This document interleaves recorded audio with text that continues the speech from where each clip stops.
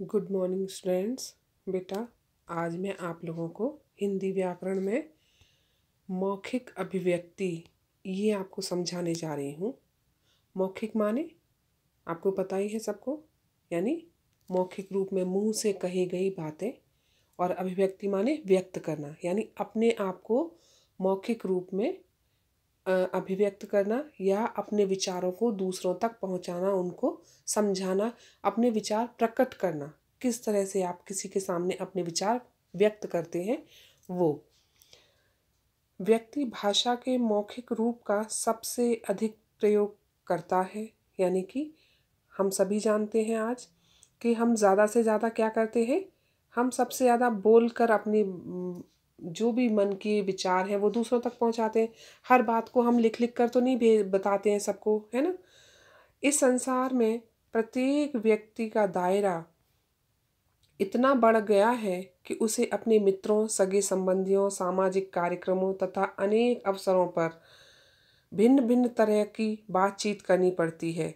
सुबह से शाम तक वह किसी न किसी के संपर्क में रहता ही है, इसलिए मौखिक रूप से जुड़ा रहता है।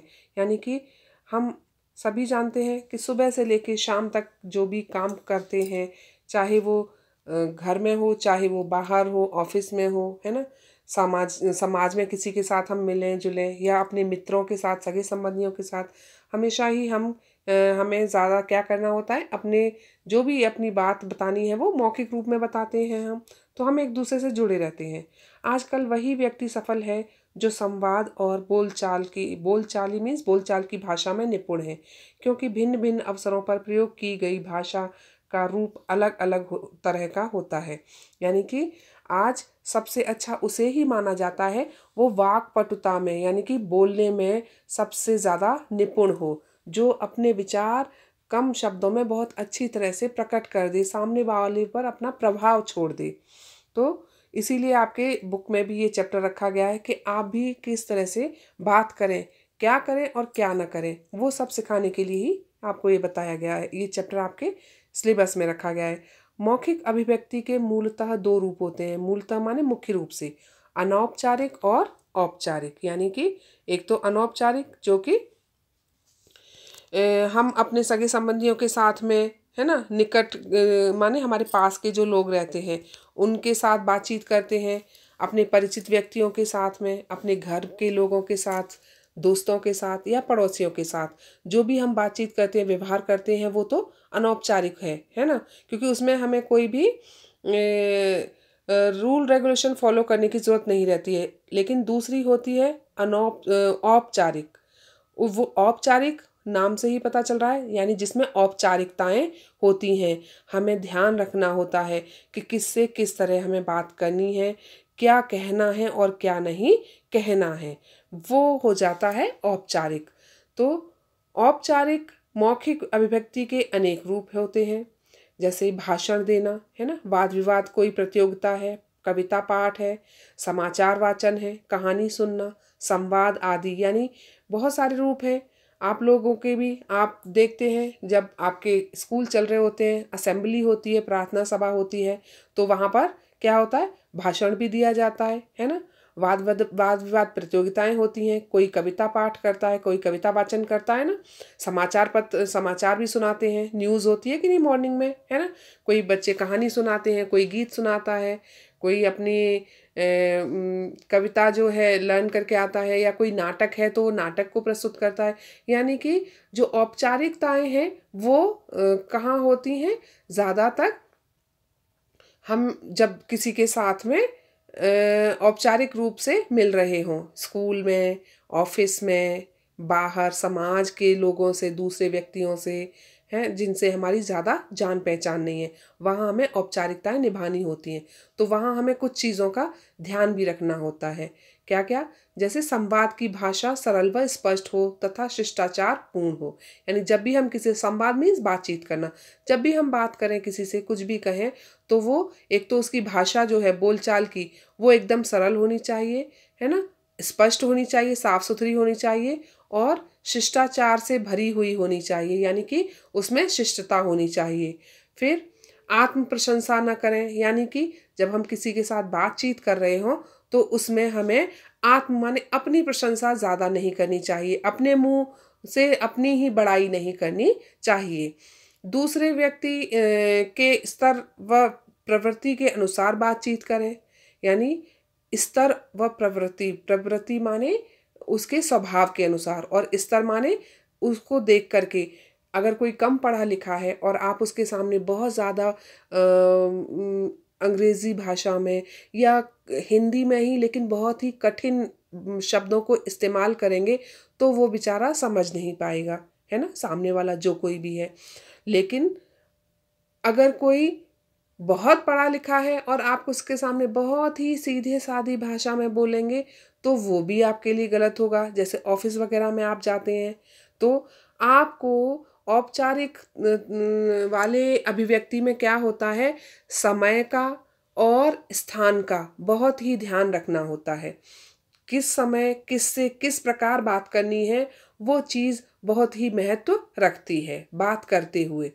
फिर है हास परिहास केवल मित्रों और सगे संबंधियों तक ही सीमित रखें, यानी हास परिहास मीन्स हंसी मजाक। हंसी मजाक हम किसी भी अनजान व्यक्ति के साथ तो नहीं कर सकते ना, अगर करेंगे तो क्या बोलेंगे, बोले इसको क्या हो गया है, ये जान पहचान नहीं है और हमारे साथ हंसी मजाक कैसे कर सकता है ना। तो हमें ध्यान रखना होता है वो हम सिर्फ अपने मित्रों के साथ, जान पहचान वालों के साथ ही करें, अन्य अवसरों पर ना करें, क्योंकि कभी कोई ऐसा गंभीर कहीं पर विषय है, गंभीर समस्या है और आप वहाँ पर हंसी मजाक वाली कोई बात कहेंगे तो वो तो क्या करेंगे, आप वहाँ पर ही उपहास के आप स्वयं ही पात्र बन जाएंगे, हंसी के पात्र बन जाएंगे कि इसको इतनी भी अक्ल नहीं है कि इस जगह ये बात कहनी चाहिए कि नहीं, ऐसी मजाक करनी चाहिए कि नहीं, है ना। व्यंग्यात्मक भाषा का प्रयोग न करें। व्यंग्यात्मक माने व्यंग कसना, किसी पर टोंट कसना, वो नहीं करना चाहिए। ऐसी भाषा का प्रयोग हमें आमतौर पर नहीं करना चाहिए।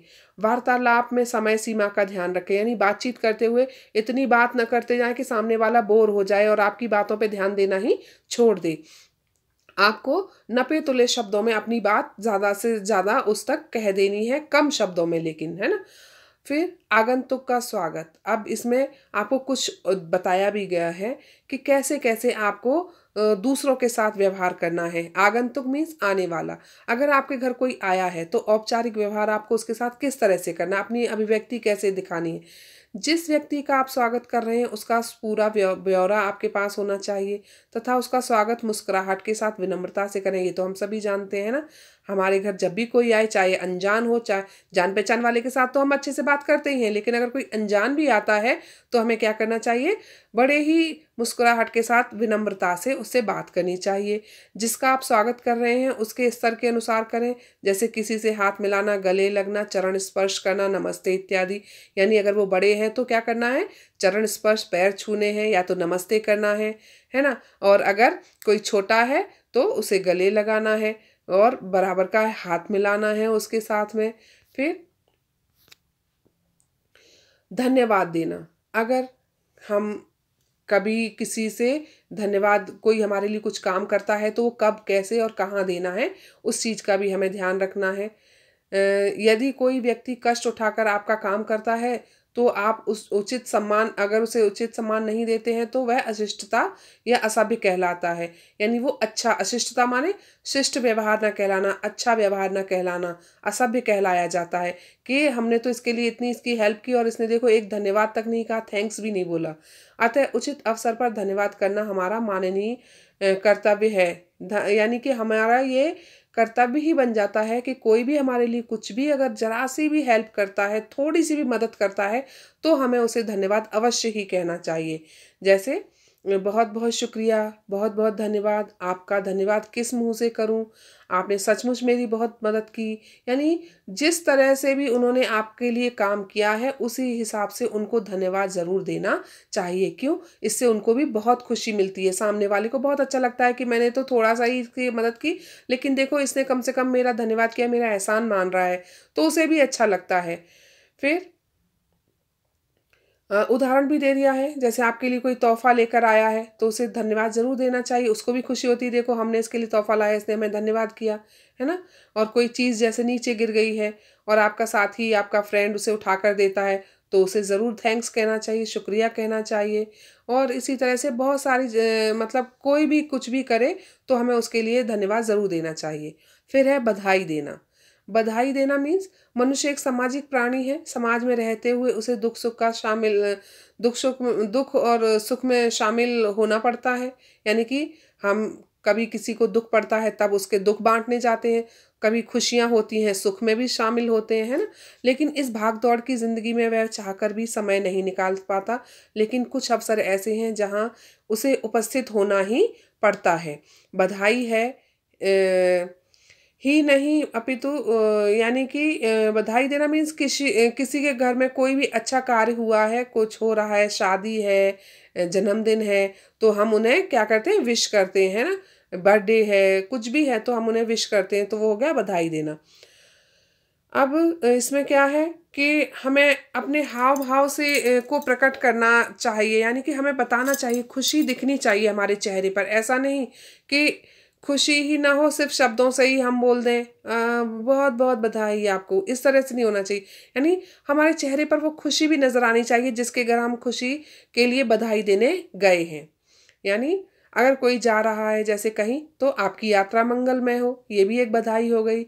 नए साल की बहुत बहुत बधाई, जन्मदिन मुबारक हो, दीपावली मुबारक हो, है ना। जैसे अभी दिवाली आ रही है तो अगर हम किसी के घर मिलने जा रहे हैं या कोई हमें मिल गया है तो हमें क्या हम कहते हैं ना, दीपावली बहुत बहुत मुबारक हो आपको, या दिवाली की एडवांस में आपको बधाई पहले से ही देते हैं ना, एडवांस में बधाई पहले से ही अगर कोई मिल गया है तो, क्योंकि हम दीपावली वाले दिन नहीं मिल सकते हैं तो पहले से ही बधाई दे दी।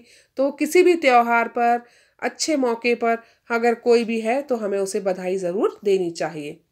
फिर नया घर में किसी ने लिया है तो मुबारकबाद देनी चाहिए, है ना। अगर किसी के घर में बेटा या बेटी कुछ भी पैदा हुआ है तो हमें उसकी बधाई देनी चाहिए। उन्हें आशीर्वाद के तौर पर भी, जब हम अगर बहुत बड़े हैं और कोई छोटा है तो सुखी रहो, है ना, खुश रहो, इस तरह के आशीर्वाद के तौर पर भी हम बधाई देते हैं। और सफलता आपके कदम चूमे, भगवान आपको खुशियाँ दे, यूं ही मुस्कुराते रहो, बड़े लोग इसी तरह से आशीर्वाद देते ना, तो वो भी बधाई की तरह ही होता है ना। अब है समाचार पत्रों को अपने शब्दों में व्यक्त करना।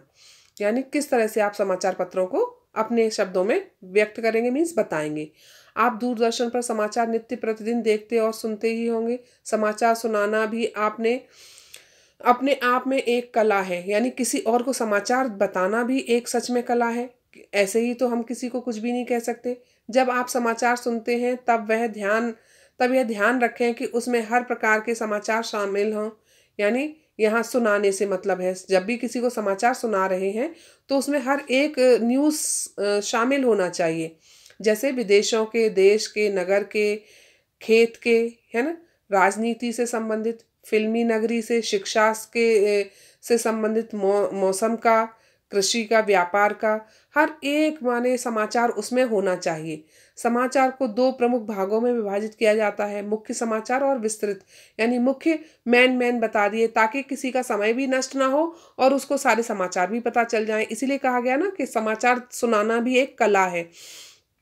आप लोग स्कूल में न्यूज़ देते हैं ना, तो उसमें क्या रहता है, मेन न्यूज़ रहती है, ताकि किसी का टाइम वेस्ट ना हो और जल्दी से जल्दी सबको सारे के सारे समाचार भी मिल जाएं। तो शॉर्ट में सबको समाचार देना, ये भी एक बताना बहुत बड़ी कला है।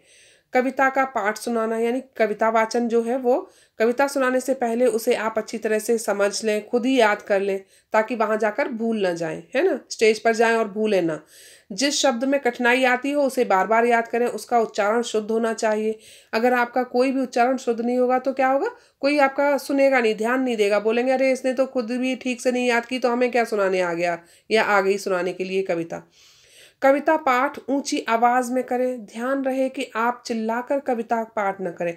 ऊंची आवाज से मतलब क्या हो गया, जोर जोर से नहीं चिल्लाना है, बल्कि स्वर के साथ, लय के साथ इस तरह कविता सुनाए कि ना चाहते हुए भी हर किसी का ध्यान आपकी तरफ खिंचा चला आए और हर कोई आपकी कविता को सुने। फिर है कविता पाठ करते समय विषय के अनुसार अपनी आवाज में उतार चढ़ाव रखें। यानी आपने अगर कोई देशभक्ति की कविता ली है तो क्या करेंगे, आप उसे ऊंचे स्वर में बड़े ही वीर भाव के साथ में, यानी आपके जो आवाज़ है उसमें वीर रस होना चाहिए, बड़ी ही देश प्रेम की भावना दिखनी चाहिए आपकी आवाज़ में, है ना। और अगर आपने कोई ऐसी कविता ली है जिसमें किसी का दर्द दिखाना है, आपको सुनाना है, तो आपकी आवाज़ कैसी होनी चाहिए? धीमी आवाज़ होनी चाहिए और आपके शब्दों में वो दर्द झलकना चाहिए जो सामने वाले के दिल को छू जाए कि हाँ, इसने वाकई में ऐसी कविता सुनाई कि हमारे ही दिल में उतर गई, वो बात उसकी उतर जाए। आपके कहे हुए एक एक शब्द सामने वाले के मन में, दिल में उतर जाए, ऐसे होना चाहिए। जब श्रोता आपकी कविता की सराहना करें, तालियां बजाएं, तो उस पंक्ति को दोबारा ज़रूर सुनाएं। यानी कि तालियों की गड़गड़ाहट में क्या होता है, कभी कभी दूसरों को सुनाई भी नहीं दे पाती है वो पंक्ति, तो आप उस पंक्ति को, उस लाइन को, पंक्ति मीन्स लाइन को दोबारा ज़रूर सुनाएं ताकि सब कोई दोबारा से अच्छे से सुन भी पाए। अगर आप कविता गाकर सुनाते हैं तो उसमें लय, उतार चढ़ाव, यानी कि जो मैंने अभी बताया वो ज़रूर होने चाहिए। यानी कि स्वर में ज़रूर, अगर आप गा रहे हैं तो लय, उतार चढ़ाव माने बड़े ही स्वर में होनी चाहिए, फिर बेसुरा नहीं होना चाहिए उसको, अदरवाइज कोई ध्यान नहीं देगा। आप कितने भी अच्छे से बोलें, आपका जो उच्चारण है वो कितना भी अच्छा क्यों ना हो, लेकिन अगर आप अच्छे से गाने वाले स्वर में अगर आपने स्वर लय का ध्यान नहीं रखा तो कोई नहीं ध्यान देगा। फिर है मित्रों के साथ बातचीत, यानी अब आपको मित्रों के साथ बातचीत रखते ध्यान क्या रखने वाली बातें हैं। बातचीत करना भी एक कला है। बातचीत के बिना हम सुख दुख का अनुभव एक दूसरे से ना कह सकते हैं और ना ही सुन सकते हैं। बातचीत में हम अपने हृदय की भावनाएं स्पष्ट रूप से व्यक्त कर सकते हैं, अपने मन को हल्का कर सकते हैं। बच्चों की बातचीत में चंचलता, शैतानी और भोलापन होता है, जबकि नौजवानों की बातचीत में जोश, उत्साह और नई उमंग होती है। दूसरी तरफ बुजुर्गों की बातचीत से अनुभव तथा पुराने ज़माने की दास्तान झलकती है। उनकी आवाज़ में एक ठहराव होता है। यानी अगर आप ये स्टेज पर करने जा रहे हैं, उस हिसाब से इन्होंने समझाया है कि अगर आप कोई स्टेज पर नाटक करने जा रहे हैं, किसी का पात्र निभा रहे हैं, अगर बच्चे का निभा रहे हैं तो आपको कैसा निभाना चाहिए? बोलते हुए उसमें तोतलापन होना चाहिए, मीठापन होना चाहिए, भोलापन दिखना चाहिए, क्योंकि आप एक बच्चे का रोल कर रहे हैं। अगर किसी जवान का कर रहे हैं तो उसमें वही नौजवान की बात हो रही है तो उसमें जोश, उत्साह होना चाहिए, नई उमंग के साथ आपकी आवाज़ में वो जोश दिखना चाहिए, है ना। और अगर आप किसी बुजुर्ग के लिए, बुजुर्ग का रोल कर रहे हैं, अगर उनका निभा रहे हैं पात्र, तब आपको कैसा होना चाहिए? आप में ठहराव दिखना चाहिए, है ना। उम्र दराज जो लोग होते हैं उनकी क्या होती है, हर वो अपने अनुभव बांटते हैं, है ना। तो हमें बात भी उसी हिसाब से करनी चाहिए ताकि वो पात्र जो है हमारे अंदर पूरी तरह उतर जाए और सामने वाले को भी अच्छा लगे, ठीक है ना। फिर है मित्रों के साथ बातचीत का एक उदाहरण। अच्छा, ये बातचीत दिया हुआ है तो आपको बातचीत, आप लोगों को पता है मित्रों के साथ कैसे करनी है, डायलॉग कैसे बोलने होते हैं, हमें कैसे, कहाँ गए थे, कैसे, अच्छा कहीं घूमने गए थे तो क्या किया, ये वो, है ना, ये सारी चीज़ें हैं। फिर है कथावाचन। कथावाचन मौखिक अभिव्यक्ति की एक रोचक विधा है, यानी कि बहुत ही अच्छी लगने वाली एक ये विधा है, जिसमें क्या क्या है, कथावाचन करते समय कहानी का अधिक विस्तार नहीं होना चाहिए। यानी जब भी आप कोई कहानी कह रहे हैं, कोई बता रहे हैं, तो उसमें ध्यान रखना है कि कहानी बहुत बड़ी नहीं होनी चाहिए। जब भी हो कोई आप सुनाने जा रहे हैं कथा, कथा माने भी कहानी होता है, ठीक है ना। कोई भी कहानी बोल रहे हैं तो ध्यान रखें वो छोटी हो। कहानी मनोरंजक ढंग से सरल शब्दों में इस प्रकार कहनी चाहिए कि श्रोता के मन में अंत तक कौतूहल बना रहे। कौतूहल माने जानने की इच्छा लास्ट तक बनी रहे, ये सुनने के लिए, और वो उत्सुक बना रहे कि इसका एंड क्या होगा, अब अंत में क्या होने वाला है, क्या होने वाला है। इस तरह से कहानी होनी चाहिए। कहानी ऐसी हो जिससे कुछ ना कुछ शिक्षा प्राप्त हो। यानी कि जब भी कोई कहानी कहे तो शिक्षाप्रद होनी चाहिए, सामने वाले को उससे सीख मिलनी चाहिए, है ना। आपके बुक में जो भी चैप्टर होते हैं तो हमेशा ही मैं बताती हूँ ना कि इस पार्ट से आपको ये शिक्षा मिल रही है, तो जब आप भी किसी को कहानी बताने जाएं तो उससे शिक्षा ज़रूर मिलनी चाहिए। कहानी को गतिशील और रोचक बनाने के लिए वक्ता की अपनी वाणी ऊंची और स्पष्ट होनी चाहिए। यानी सुनने वाले जब लोग ज़्यादा होते हैं तो हमारी जो जो जो भी कहने जा रहे हैं कहानी, उनकी आवाज़ कैसी होनी चाहिए, एक तो स्पष्ट जो सबको समझ आए आपकी बात, और ऊंची आवाज़ में, ताकि हर एक तक, पीछे बैठे लोगों तक भी आपकी आवाज़ पहुँचे। अगर किसी बच्चे के बारे में वर्णन कर रहे हैं तो तोतली भाषा में बात करें। किसी दुर्घटना का वर्णन कर रहे हो तो अपनी आवाज़ में थोड़ा रोआसापन लाएं, जो मैंने अभी बताया है ना। अगर बचपन किसी बच्चे का रोल है तो क्या करेंगे, तोतली भाषा में करेंगे। कोई दुर्घटना, कहीं पर कोई घटना घट गई है, दुर्घटना माने बुरी घटना, कोई भी कहीं एक्सीडेंट हुआ है या कुछ और बात हुई है, तो आपको क्या होना है, क्या करना है अपने रोल में, जब अगर आप वैसा कोई रोल करते हैं तो आपके में करुणा, दया होनी चाहिए। रोआसापन माने रोने वाला ऐसा होना चाहिए, दिखना चाहिए कि आपने उस दर्द को महसूस किया है जिस घटना को आप दिखाने जा रहे हैं, ठीक है ना।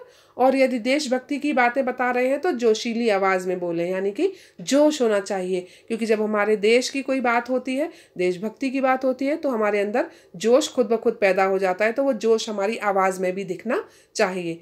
कहानी समाप्त करते समय उसका निष्कर्ष जरूर बताएं, यानी जब भी कोई कहानी आप कह रहे हैं, ख़त्म होने पर ये ज़रूर बताएं कि इस कहानी से क्या सीख आपको मिली या क्या सीख हमने इससे ली।